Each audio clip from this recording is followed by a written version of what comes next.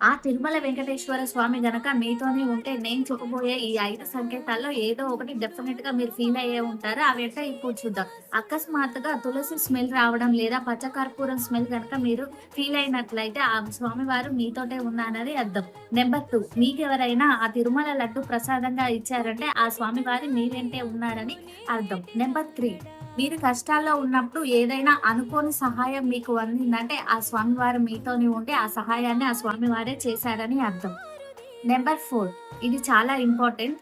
మీరేదైనా పని చేసేటప్పుడు కానీ, ఏదైనా కష్టంలో ఉన్నప్పుడు గానీ, నాకా స్వామి తోడుగా ఉంటారని మీలో మేల్కొలే ఆ ధైర్యం ఉంటది చూసారా? ఆ ధైర్యమే ఆ వెంకటేశ్వర స్వామి మీ పక్కన ఉన్నారని అర్థం.